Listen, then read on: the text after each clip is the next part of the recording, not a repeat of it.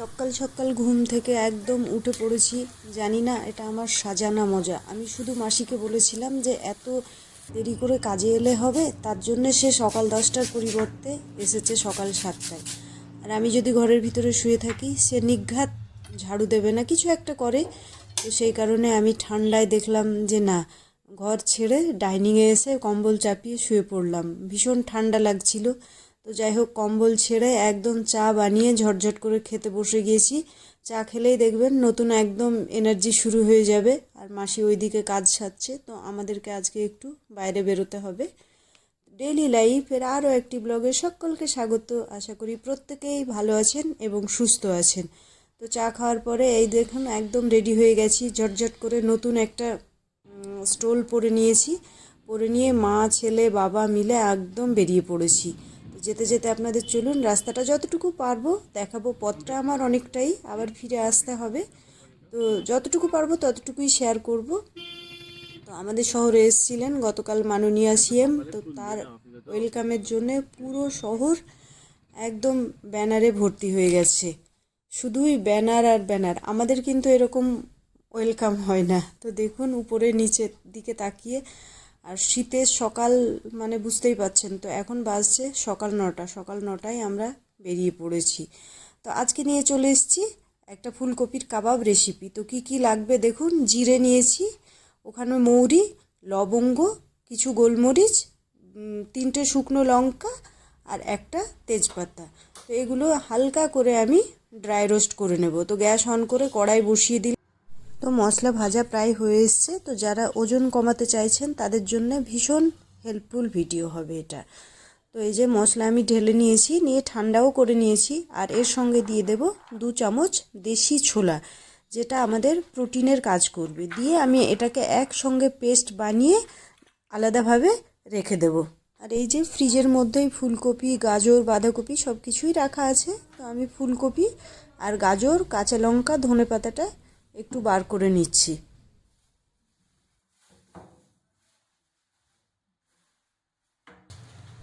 তো ফুলকপি আর গাজর আমি নিয়ে নিয়েছি। তো এবার এদেরকে খুব ভালোভাবে কেটে একদম ধুয়ে নেব। ফুলকপিটা অবশ্যই চেষ্টা করবেন যেন গরম জলে ধুয়ে নিতে। তো আমি এখানে আবারও পরবর্তীতে একটা থালায় নিয়ে নিয়েছি। তো আমি এখন চপিং বোর্ডটা নিয়ে নেব। আমি প্লাস্টিকেরই চপিং বোর্ড ইউজ করি, যেহেতু আমি খুব একটা বেশি চাকুতে কাটতে পারি না, বটির ইউজটাই বেশি হয়। তো আপনাদের দেখানোর জন্য আমি নিয়েছি। তো ফুলকপিটা আমি টুকরো টুকরো করে নেব, নিয়ে গরম জলে ভিজিয়ে দেব। ফুলকপির ভেতরে প্রচুর পোকা থাকে। আর এখন তো বাজারে একদম অ্যাভেলেবল ফুলকপি, একটা ফুলকপি 20 থেকে 25 টাকা দাম। তো আমি একদম এই যে বাটিতে নিয়ে নিয়েছি, গরম জল লবণ দিয়ে ধুয়ে এবার ফুলকপিগুলোকে এই যে গ্রেটারের সাহায্যে গ্রেট করে নেব খুব ভালোভাবে। তো ফুলকপি গ্রেট করা হয়ে গেছে। তার সঙ্গে আমি গাজরটাও গ্রেট করে নিলাম। গাজরটা গ্রেট করতে ভীষণ শক্তি লাগছে, ফুলকপিতে ততটা লাগেনি। তো দেখুন একদম গ্রেট করে খুব সুন্দর হয়ে গেছে। এর মধ্যেই আমি কেটে দেব কাঁচা লঙ্কা 3টে। আপনারা আপনাদের মতো দেবেন। আমি যতটা ঝাল খাই সেই মতো দিয়েছি। আর তাতে দিয়ে দিলাম পনির।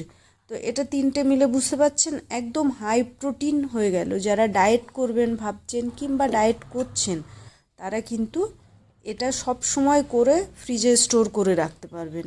তাহলে হয়তো কোনো সময় ক্রেভিংস হলো, একটু নিয়ে খেয়ে নিলেন। এবার সবগুলোকে আমি একসঙ্গে মিশ্রণটা মাখিয়ে নিলাম। কড়াইয়ে তেল দিয়ে দিলাম। তেলের পরিমাণটা একটু বেশি হয়ে গেছে, আপনারা কমিয়ে দেবেন। আর একটা পেঁয়াজকে কুচিয়ে রেখেছিলাম, তো সেটাই আমি দিয়ে দিলাম। আর পেঁয়াজ হালকা গোল্ডেন ব্রাউন পর্যন্ত একটু ভেজে নিয়েছি। তারপরে প্রত্যেকটা উপকরণ কড়াইয়ের মধ্যে ঢেলে দিলাম একে একে। দিয়ে দেব আমি স্বাদ অনুযায়ী লবণ। আপনারা প্রত্যেকেই লবণটা টেস্ট করবেন। আমি মানে দেওয়ার পরেও টেস্ট করেছি, এটা আমি পরে ভয়েস ওভার দিচ্ছি। দিয়ে খুব ভালোভাবে নেড়ে নিতে হবে। যার যত জল থাকবে কপি গাজরের ছানার মধ্যে, পুরো জলটা যেন শুকিয়ে যায়। নাহলে আপনি কাবাবের শেপ দেন, টিকিয়া দেন, কাটলেট দেন, তখন কিন্তু শেপটা ঠিকঠাক আসবে না। তাই সেইভাবে একদম নেড়ে চেড়ে জলটাকে ভালোভাবে শুকিয়ে নিতে হবে। তো দেখুন প্রায় আমার হয়ে এসছে এখানে। আর যেহেতু একটু ছানা আছে, লেগে লেগে যাচ্ছে, তাতে কোনো অসুবিধা নাই। যত নাড়বেন তত টেস্ট হবে। তো আমি পুরো ব্যাটারটাকে এবার তুলে নিয়ে ঠান্ডা করে নেব, না হলে হাতে শেপ দিতে গেলেই গরম লাগবে, জানেন হাতটা আমার পুড়ে যাবে, তখন পরবর্তী দিনের রান্না আমি আর করতে পারবো না। তো এখন আমি আধা ঘন্টা মতো রেখে দেবো, যেহেতু শীতের দিন ঠান্ডা হয়ে গেছে। তো আমি তার মধ্যে চপ করে রাখা ধনেপাতাটা মিশিয়ে দিলাম। এটা আমি আগেই চপ করে রেখেছিলাম। তো এবার দেখুন খুব চটকে মেখে নিলাম। এবার এতে আমার শেপ দেওয়ার পালা। আপনারা চাইলে হাতের মধ্যে একটু ঘি নিয়ে শেপ দিতে পারেন, তাহলে লাগবে না, কিন্তু যেহেতু আমার এখানে তেলটা বেশি দেওয়া আছে সরিষার, তো সেই জন্য আমারও হাতে খুব একটা লাগেনি। তো খুব সুন্দর করে শেপটা দেবেন। মানে সব জিনিসের কি বলুন তো, প্রেজেন্টেশনটা তো সুন্দর হতে হয়। তো খুব সুন্দর, এটা কিন্তু আমার একটা কাটলেট বলুন কাবাব বানাতে অনেকটাই সময় লেগেছিল, প্রায় 5 মিনিট। মানে এত সুন্দরভাবে বানাচ্ছিলাম। তো আপনাদেরকে ভিডিও লেন্দি হয়ে যাবে বলে আমি একটাই দেখিয়েছি। তো চলুন ঝটঝট করে সম্পূর্ণ কাবাবগুলোকে আমি এবার বানিয়ে নিই। তো সম্পূর্ণ কাবাব বানানো আমার ডান হয়ে গেছে।